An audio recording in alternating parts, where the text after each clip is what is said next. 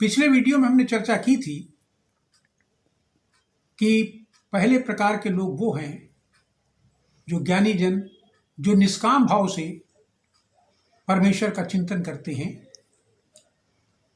और दूसरे प्रकार के वो लोग हैं जो सकाम भाव से परमेश्वर की उपासना करते हैं, जो उपासना के फलस्वरूप कुछ पाना चाहते हैं, कुछ भोग पदार्थों को प्राप्त करना चाहते हैं, स्वर्ग आदि की इच्छा करने वाले हैं।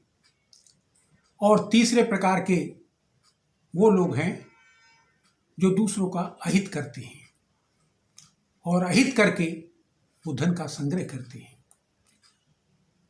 तो इस चर्चा में हम पहले दो प्रकार के जो ज्ञानी जन हैं उनके विषय में वार्ता करेंगे और ये बताएंगे कि भगवत गीता के अनुसार उनके जाने का मार्ग शरीर छोड़ने के बाद क्या है। वो कौन ज्ञानी हैं जो शरीर छोड़ने के बाद फिर वापस इस धरती पर नहीं आते, और दूसरे वो कौन लोग हैं जो शरीर छोड़ने के बाद पुनः स्वर्ग आदि में रहने के पश्चात इस धरती पर जन्म लेते हैं। इस पर भगवान कृष्ण अर्जुन को बता रहे हैं, उपदेश दे रहे हैं, और ये श्लोक है कि यत्र काले तुनामर्तिम आवर्तिम च योगिना प्रयाता यान्ति तम कालम वच्छामि भरत। अर्जुन, अब मैं तुम्हें ये बताता हूं कि किस काल में गए हुए लोग इस धरती पर नहीं आते और किस काल में गए हुए लोग पुनः इस धरती पर जन्म लेते हैं।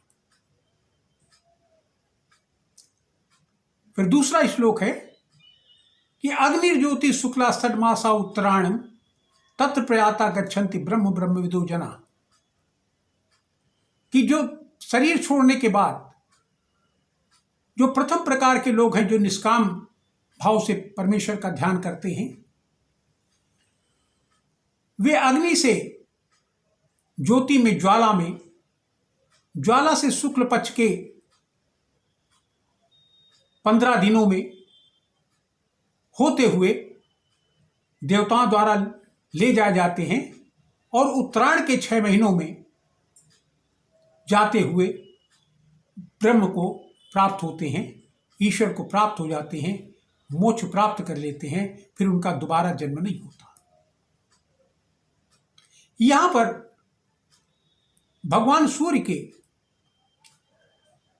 2 अयन बताए गए हैं। एक उत्तरायण, 6 महीने उसका उत्तरायण में, वो उत्तरायण में रहता है, और 6 महीने दक्षिणायन में घूमता है। जो सकाम भाव से, फल की इच्छा से ये परमेश्वर की उपासना करते हैं और वे पवित्र हैं, पाप रहित हैं, वे दूसरे रास्ते से,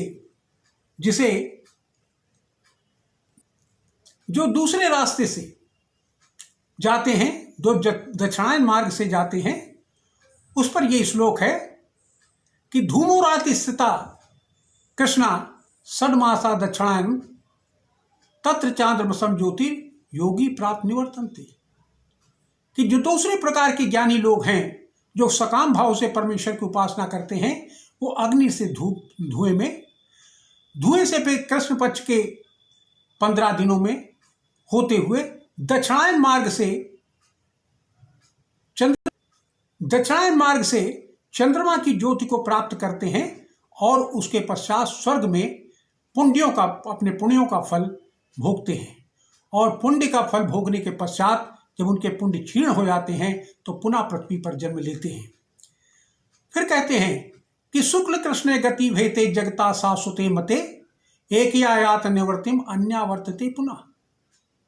कि शुक्ल और कृष्ण ये 2 सनातन मार्ग हैं, शाश्वत मार्ग हैं, और इन्हीं से ज्ञानी पुरुष जाते हैं, और एक जाने के पश्चात वापस नहीं आते तथा दूसरे जाने के पश्चात पुनः वापस आते हैं, इस धरती पर जन्म लेते हैं।